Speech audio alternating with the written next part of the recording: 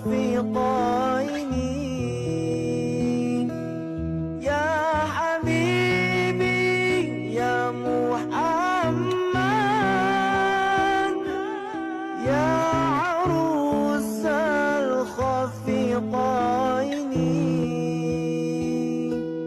يا مؤيد يا ممجد يا إمام القبلتين.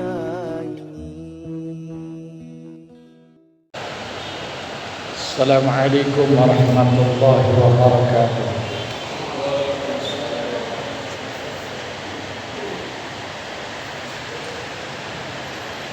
بسم الله الرحمن الرحيم.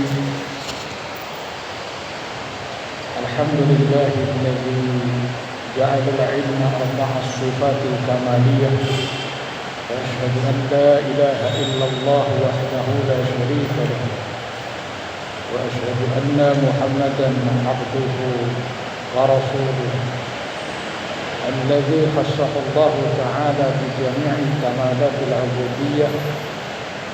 وصلى الله على سيدنا محمد الذي ملأ الله تعالى قلبه صلى الله عليه وسلم من جلاله الأعلى جل وعلا، وعينه صلى الله عليه وسلم من جماله الأسنى، فصار صلى الله عليه وسلم مسرورا منصورا، وعلى آله وأصحابه والسالكين على نهجه ونالوا خيرا وافرا. أما بعد، فأوصيكم عباد الله وإياي بتقوى الله وطاعته فقد فاز المتقون. Alhamdulillah, malam ini kita bermujalasah setelah kita menunaikan ibadah sholat maghrib berjamaah, dan di kesempatan ini pula kita bersama dengan meluruskan niat, mudah-mudahan bertemunya kita, dikumpulkannya kita bersama orang-orang yang saling menautkan hati, dan sesudahnya kita akan berpisah menjadi orang yang memperoleh ampunan dan maksudnya Allah Subhanahu wa taala. Amin ya rabbal alamin. Doa ini mungkin sering dibaca. Allahumma ja'al jam'ana hadza jam'an marhuma wa tafarruqana min ba'dihi tafarruqan ma'suma. Kemudian Allahumma ja'al jam'ana hadza jam'an mashkura. Ya Allah, jadikanlah pertemuan kami ini bersama orang-orang yang pandai mensyukuri nikmat-Mu. Kemudian wa tafarruqana min ba'di tafarruqan maghfura, dan jadikanlah perpisahan kami nantinya perpisahan bersama orang-orang yang mendapatkan ampunan Allah Subhanahu wa taala. Hadirin rahimakumullah, ini di penghujung bulan Rabiul Tsani atau Syawal Maulud. Sengaja pada bulan Rabiul Awal, Rabiul Akhir atau Rabiul Tsani ini kita takziman saja, karena memang banyak hal yang diungkap sebagai bentuk mahabbah kita kepada Kanjeng Nabi. Terkait dengan yang dibicarakan malam ini dalam konteksnya pembahasan di kitab Nasoih kita, saya ambil beberapa muqabbalah atau kitab pembanding sengaja saya nukil dari Marokul Ubudiyah ala Bidayatil Hidayah di halaman ketiga. Niki menjadi ngendikaane Kanjeng Imam Nawawi Al-Bantani. Jadi Syekh Nawawi Al-Bantani ini menceritakan tentang fudul atau menjadikan nazomnya fudul khosaisun Nabi sallallahu alaihi wasallam.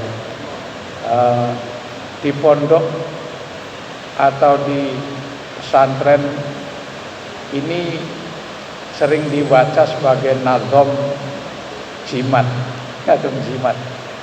Sebetulnya terkait itu bukan jimat yang mendatangkan sesuatu, menjadikan kepercayaan kita.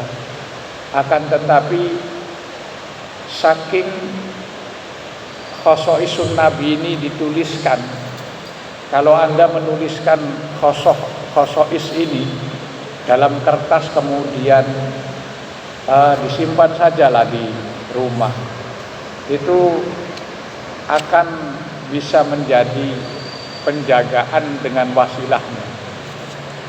Sebetulnya ini terkait dengan pemahaman yang sangat kental, karena istilah tabarruk, berkah yang bisa mendatangkan suatu kebaikan itu ya banyak.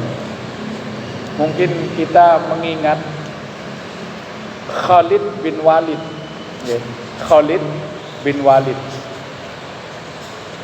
Beliau itu sebelum masuk Islam menjadi basis panglima perangnya kaum kafirin.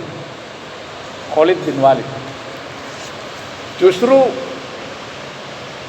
Allah berkehendak, kalau Allah sudah ngersan itu ya siapa yang bisa memperkirakan itu semua. Ternyata Khalid bin Walid masuk Islam setelah menang di peperangan Uhud. Perang Uhud itu kaum muslimin kalah, ya. Perang Uhud itu kaum muslimin kalah. Ya sudahlah, kita tahu sejarahnya bahwa Uhud itu ada yang mengatakan ulama adalah perang balas dendam. Perang balas dendam kekalahan orang-orang kafir di perang Badar. Sampai di perang Uhud gugur Sayyidus Syuhada, paman Kanjeng Nabi Sayyidina Hamzah.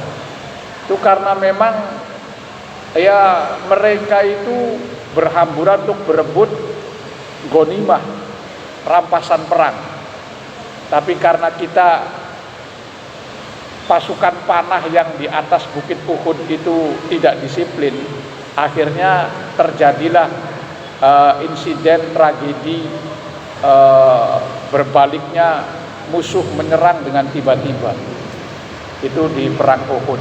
Karena mereka tidak mentaati instruksinya Kanjeng Nabi supaya tidak bergeming di atas. Karena ketika kaum kafirin itu diserang di perang Uhud, mereka kewalahan karena ada pasukan panah yang di atas bukit. Jenengan wis pernah durung bukit ya? Saya ketika berkunjung di sana takjub, Pak. Karena bisa dibayangkan disitulah tempat di mana pasukan panah untuk menjaga pertahanan. Tapi karena tidak disiplin mereka ya turun. Ini yaumat taqal jam'an itu dalam Quran dihadapkannya dua pasukan.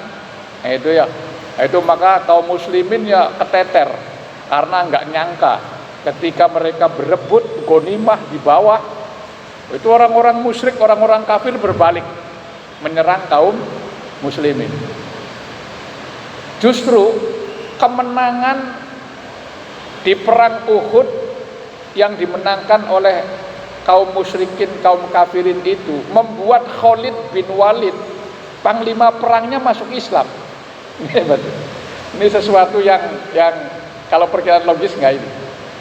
Sampai akhirnya Khalid bin Walid yang cekatan, jago numpak jaran, pinter main pedang, bahkan beliau itu ya tidak ubahnya kalau sudah menembus pasukan depan itu pertengahan bisa porak-poranda, itu Khalid bin Walid. Sehingga ketika Khalid bin Walid masuk Islam, beliau itu ditugaskan di bagian depan untuk memimpin pasukan kaum muslimin.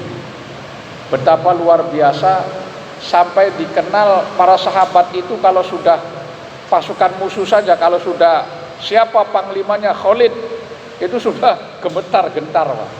Itu mereka itu gentar. Ternyata ada yang iseng bisik-bisik lah. Panglima Khalid bin Walid ini menang tuh apa? Karena dalam perang setelahnya itu Khalid bin Walid menarik diri mundur ke belakang sambil memerintahkan pasukannya itu untuk mencari topong. Jadi imamahnya Khalid bin Walid itu terjatuh. Jadi suruh dicari. Pokoknya kalau belum ketemu kamu jangan balik. Itu pasukannya mencari, lagi perang kongon goloti topong. Topongnya panglima Khalid bin Walid. Kemudian setelah ketemu diserahkan, kemudian beliau masuk lagi ke medan pertempuran. Akhirnya kaum muslimin menang pada saat itu. Setelah dikatakan asbabnya, apa kata Sayyidina Khalid bin Walid? Aku ini menang gak pernah kalah. Aku gak pernah gentar lihat musuh. Kamu mau tahu rahasianya? Ternyata di imamahnya Khalid bin Walid itu ada rambutnya Kanjeng Nabi. Enten apa? Rambutnya Kanjeng Nabi. Bayangkan. Ada rambutnya Kanjeng Nabi. Itu diselipkan di imamahnya Khalid bin Walid, sehingga beliau itu dengan izin Allah perangnya menang terus. Sampean mesti kalau yang ragu ya bingung juga apa iya gitu ya. Nggak usah ragu, Pak. Saya baca, saya jamin konteks apa yang saya sampaikan benar. Bagaimana orang-orang Yahudi itu mereka kalau perang, nih Pak, sebelum Kanjeng Nabi diutus, mereka kalau perang itu wasilahnya nyebut nama Muhammad. Sampean kan tuh? Karena apa? Maktub fit Taurati wal Injil. Nabi itu sudah dikenal sebelum lahir, ditulis tentang silsilah keturunannya, keutamaannya itu di Taurat dan Injil. Sehingga ketika Kanjeng Nabi diceritakan seperti itu, wong Yahudi itu tahu di kitab Taurat konteksnya ada yang asli itu. Sehingga dia kalau perang itu wasilahnya nyebut kata Muhammad, menyebut nama Nabi Muhammad, perangnya nggak pernah kalah. Gitu. Jadi kalau kita memahami ini, konteksnya adalah semua ya biidznillah wa biqudratillah. Kanjeng Nabi sampai konteks ini yang saya nukil dari Maraqul Ubudiyah ala Bidayatil Hidayah.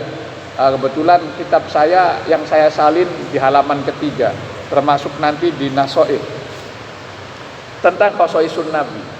Mungkin jenengan yang biasa ngaji atau mondok dulu, saya dari kecil ngapalkan ini. Lam yahtalim qatun toha mutlaqon abada wa matasa aba aslan fi madaz zaman min huddawabu falam tahrab wa ma waqa'at dhubabatun abadan fi jismihil hasan bi khalfihi ka amami ru'yatu batasat wa la yura asara baulin minhu fi alan wa qalbuhu lam yanam wal ainu qad na'asat wa la yura dhillatu fi syamsi dhufatan katfahu qad alata qauman idza jalasu indal wiladati sifda bi mukhtatan hadzal khasaisu fahfad hatakun amnan min syarri narin wa saraqin wa min mihan. Nah, ini isinya begini, Pak. Ini tentang khosaisun Nabi. Lam yahtalim qattun toha mutlaqon abadan. Beliau Kanjeng Nabi sepanjang hayatnya tidak pernah ihtilam. Kanjeng Nabi itu tidak pernah ihtilam. Paham betul ihtilam? Ya kan, seperti ya. Jenengan si mantung-mantung mesti paham. Kang meneng baya luwih paham kan itu. Ihtilam itu ngimpi metu mani. Bermimpi metu mani.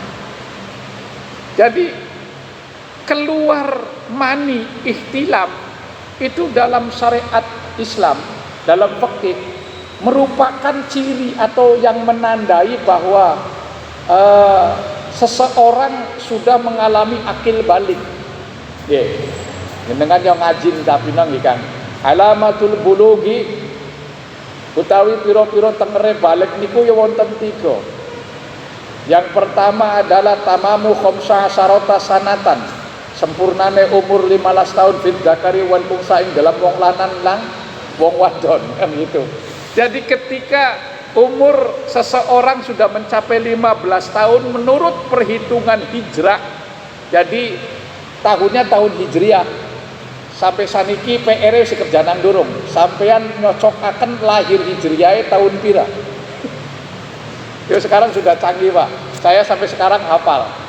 Lahir saya hijriahnya tanggal 1 Jumadil Akhir tahun 1392 Hijriah. Sekali lagi 1 Jumadil Akhir tahun 1392 Hijriah. Dihitung umurnya dihitung lewat pelah. Seket langkung, Pak. Umur hijriah pula seket langkung, 50 lebih. 15 tahun menurut perhitungan hijriah. Kemudian yang kedua wal ihtilam, lan mimpi metuman fid dzakari wal unsa ing dalem wong lanang lan wong wadon. Ya ihtilam seperti itulah, mimpi basah. Dan yang ketiga khususnya bagi wanita wal haidu litis isinina yentah manjing umur 9 tahun. Kenapa Imam Syafi'i menyusun tatanan ciri balik seperti itu? Itu rujukannya Sayyidatuna Aisyah. Sayyidatuna Aisyah itu dinikahi Nabi umur berapa, Pak? 6 tahun. Aisyah dinikahi Nabi umur 6 tahun, kemudian kawin gantung. Apa kawin gantung? Tidak disentuh. Setelah Aisyah, Sayyidatuna Aisyah balik 9 tahun itu sudah menstruasi. Baru itu hadisnya ada diceritakan. Sayyidatuna Aisyah itu disentuh atau dipergauli lah.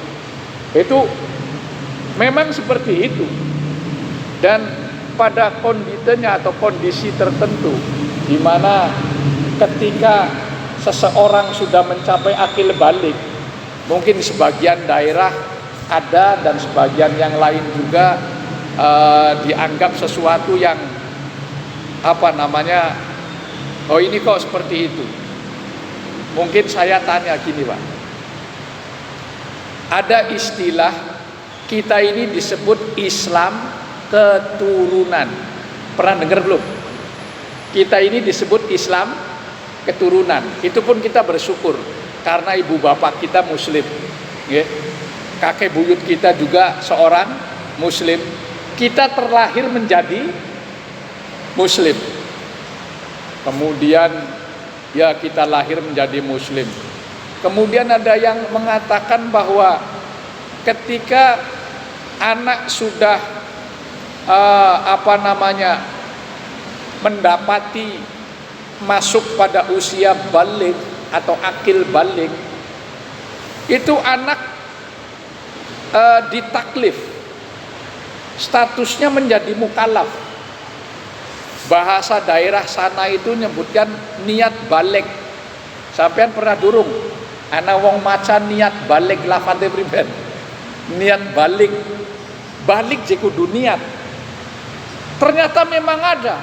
Silakan baca dalam syarahnya Kasifatus Saja. Kasifatus Saja syarahnya Safinatun Najah. Di situ cukuplah seorang muslim ditaklifnya itu loh, ditaklif.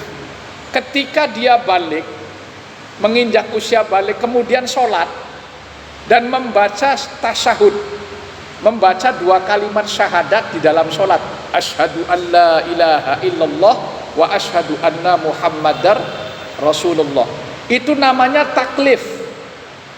Taklifnya seorang muslim ketika masuk usia balik. Makanya Islam mengajarkan, ajari anakmu sholat, perintahkan anakmu sholat umur berapa? 7 tahun ya Pak ya? 7 tahun. Kemudian kalau sampai tidak sholat umur berapa kalau dipukul? 10 tahun. Padahal murahik. Murahik. Apa murahik? Ya jenggeran, marak-marak balik lah. Murahik. Itu supaya apa? Biasa dia terlatih untuk mengerjakan perintah Allah yang menjadi kewajiban yang utama, perintah sholat. Seperti itu. Dan dia akan ditaklif dengan sendirinya menjadi mukallaf ketika balik membaca tasyahud di dalam sholat. Yang unik, sebagian daerah mentaklifnya itu dengan disidang, Pak. Saya itu depan saya sowan ke kiai punya anak, balik. Kemudian orang tuanya itu mendudukan anaknya perempuan. Noke beriki. Kemudian dia suruh baca kalimat syahadat. Tuntunkan asyhadu an la ilaha illallah wa asyhadu anna muhammadar rasulullah. Kalau dalam bahasa kita, niat saya mengerjakan perintah-perintah Allah dan menjauhi larangan-larangan Allah. Karena apa?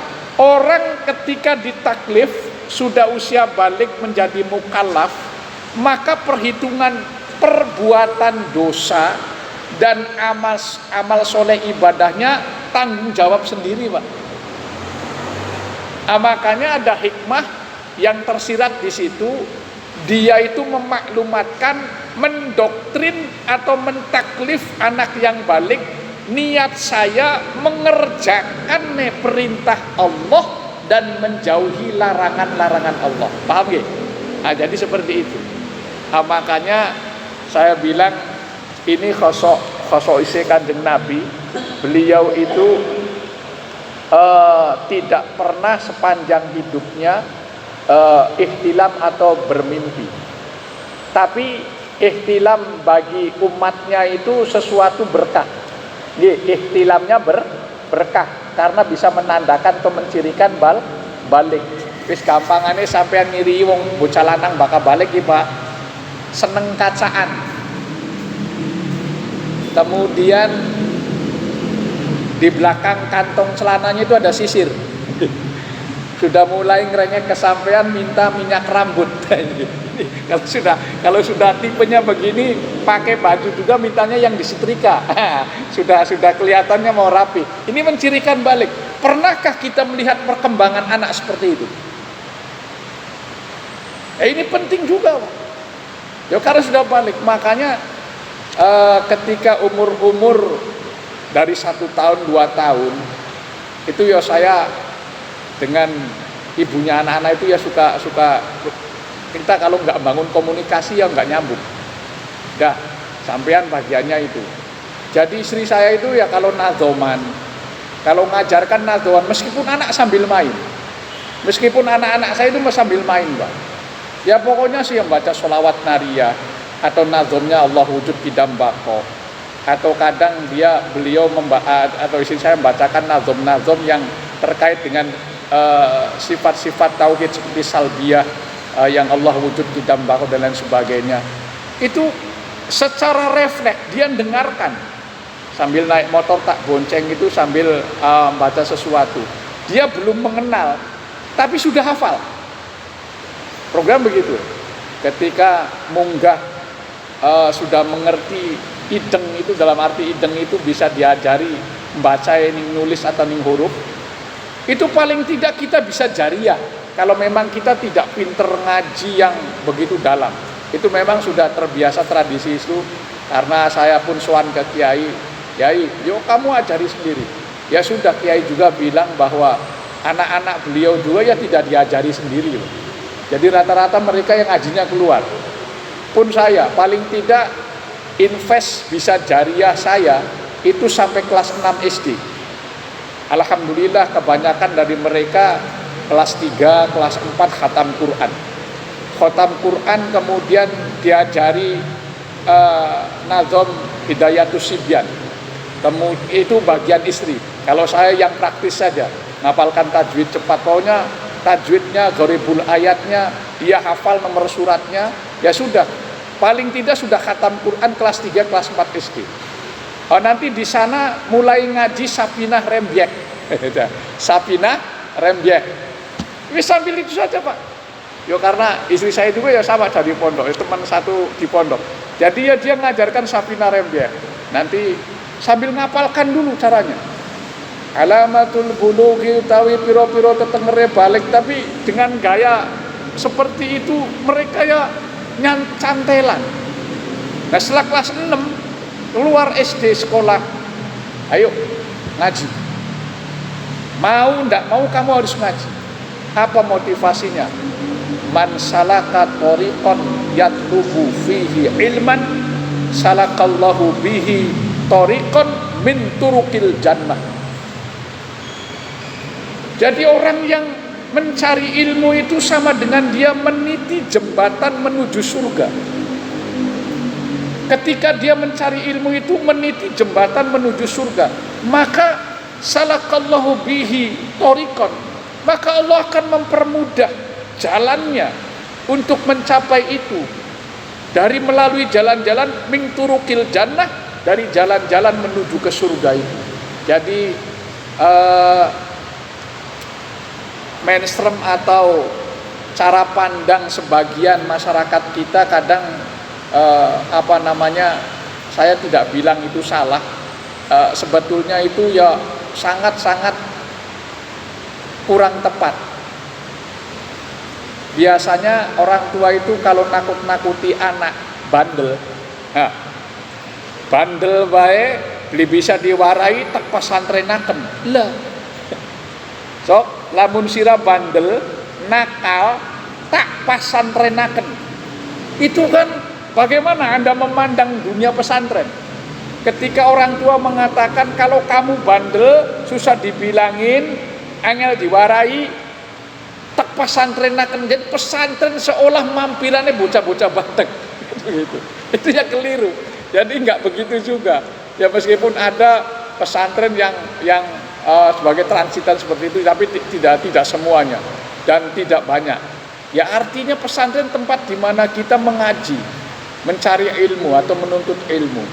Jadi tradisi itu ketika saya bisa belajar, ya mereka juga harus lebih dahulu. Jadi mereka ya ngaji selesai, kamu kalau mau ikut sekolah, kamu di MTS. Nanti MTS yang nyambung, dia pulangnya ngaji. Jadi ngaji paling tidak kalau sudah tingkatan menengah pertama itu 3 tahun ngaji dibekali di pesantren orang tua. Nanti setelahnya itu dia keluar. Maka sebagian dari saya pribadi anak-anak itu ada yang ke Lirboyo, Kediri, dan sebagian ada yang di Cianjur, Riyadhatul Fiqih sama Muhammad Allahumma yarham, kemudian sebagian ada yang di Magelang, di Tegalrejo Magelang. Jadi di rumah itu ya pengantin anyar maning. Jadi berdua saja.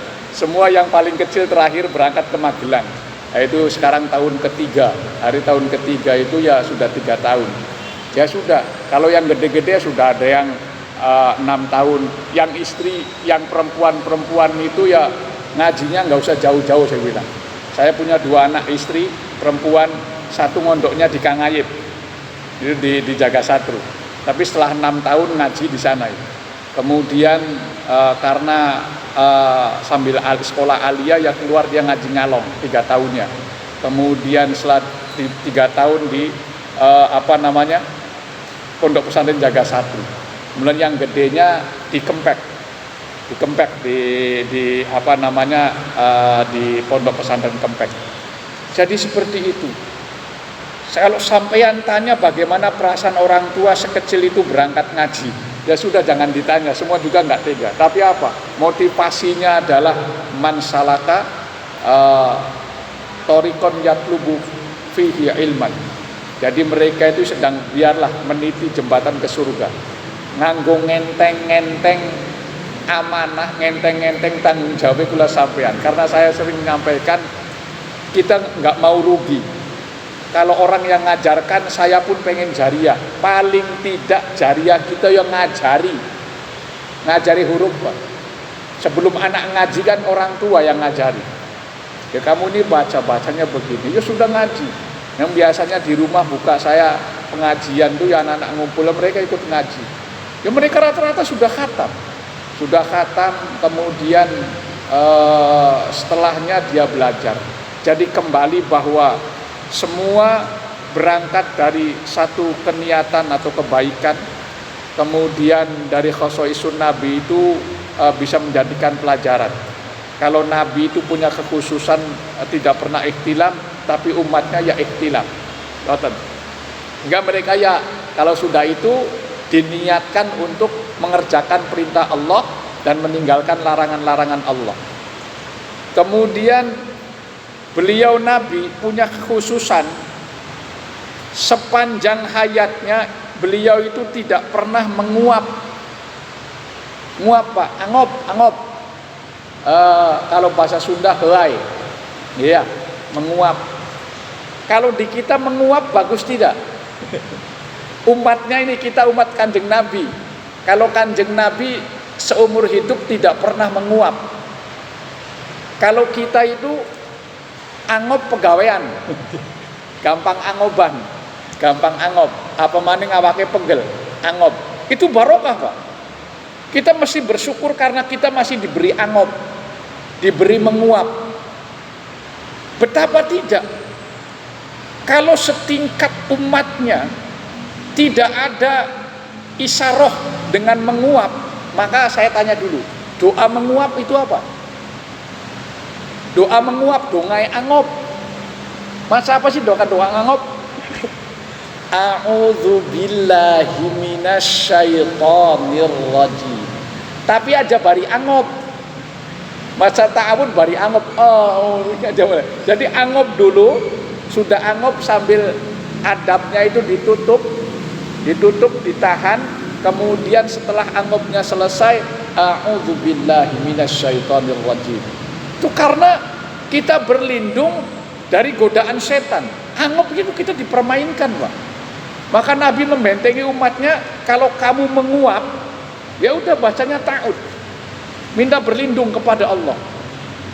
Makanya semua itu menjadi kebaikan buat umatnya Kanjeng Nabi.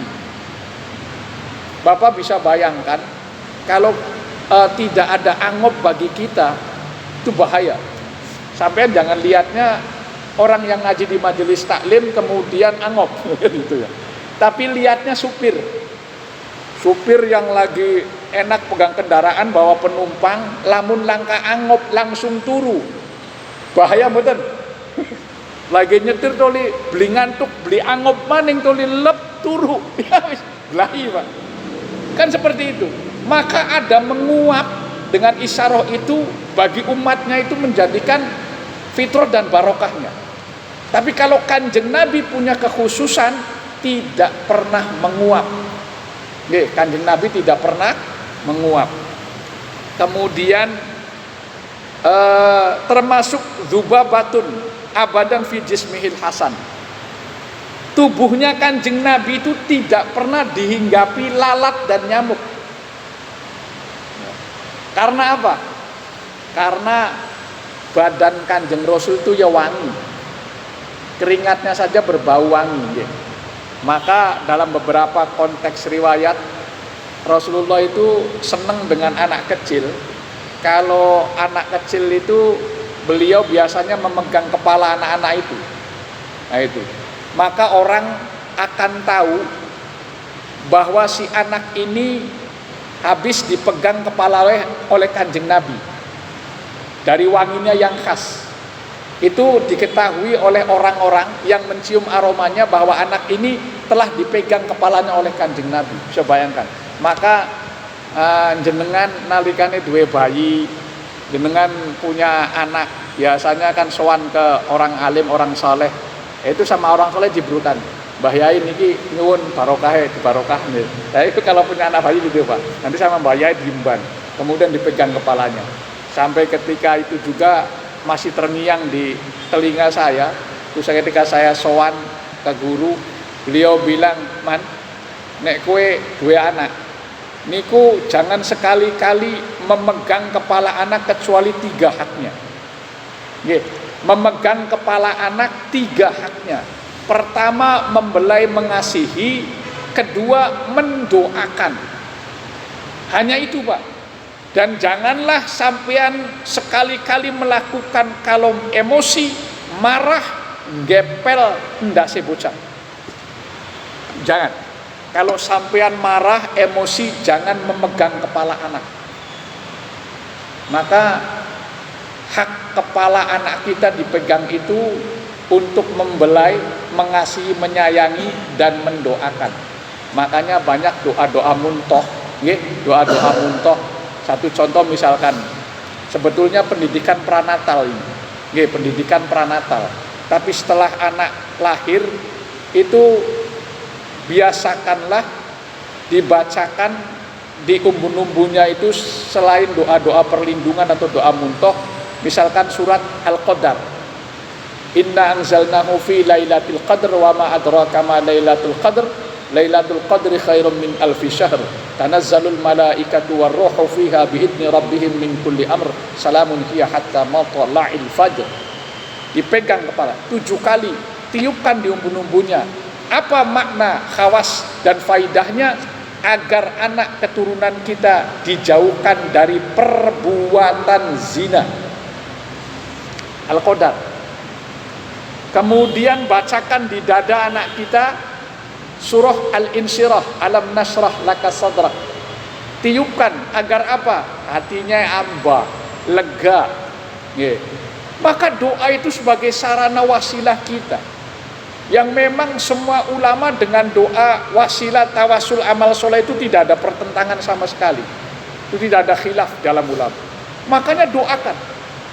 Bahkan sejak masih dalam usia di kandungan itu mendoakan itu tradisi yang baik. Namun pun bisa sampun. Jadi seperti itu ya, seperti mendoakan anak-anak kita ya sebagai bentuk kebaikan. Kembali simple. Kemudian diantara tadi saya artikan Nabi itu bisa juga melihat depan dan belakangnya itu sama. Bi khalfihi ka'amamin ru'yah sabatan. Jadi Nabi bisa melihat ke depan kayak kita mandang, di belakangnya juga bisa melihat seperti memandang di depan.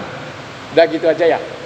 Itu fudulnya atau khosoisnya Kanjeng Nabi. Wala yura asara baulin min hufi'alan. Air seninya Kanjeng Nabi tidak berbekas, Pak. Tidak ada bekasnya. Jadi air seninya Kanjeng Nabi, baulnya itu tidak ada. Itu khosoisun Nabi. Kemudian waqal buhu lam yanam. Hati Nabi tidak pernah tidur. Hatinya Nabi tidak pernah tidur. Wal ainu qad na'asat, meskipun matanya itu terpejam. Kalau kita suka kebalik, kadang matanya melek, hatinya merem. Hari Kanjeng Nabi matai merem, hatinya melek.